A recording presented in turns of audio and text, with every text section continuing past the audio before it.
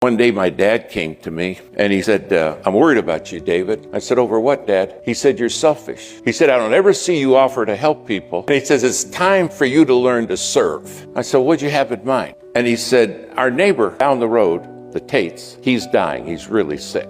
I said, I know that. And he's too sick to put out his corn. And I want you to go down and talk to Mrs. Tate and offer to serve them. I want you to do something for them, not looking for something in return. And I said, whoa, Dad, whoa. I said, I know you love me and I don't want to be selfish. That's a sin. But Dad, we don't want to do the Tate's corn. I said, there's not a nastier, meaner woman on the planet than Mrs. Tate. She's the devil's cousin, Dad.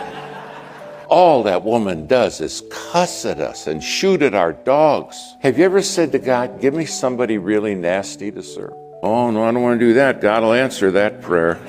My dad said, I picked the Tates for a reason, son. If you can't learn to serve, you're going nowhere with God. Well, we went down to the Tates, knocked on their door, and here come Mrs. Tate. She opened the screen door. She didn't say hi. She opens the screen door and cusses me out, standing there. Blankety, blank, blank, blank, blank. What do you want, Little Gibbs? What do you want? Now, back then, everybody called me Little Gibbs. And I know that's hard to imagine today.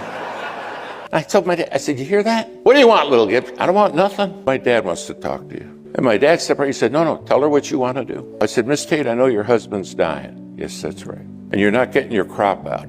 She said, that's right. I said, well, we'd like to help get your crop out. And my dad stopped me and he said, tell her it would be your privilege.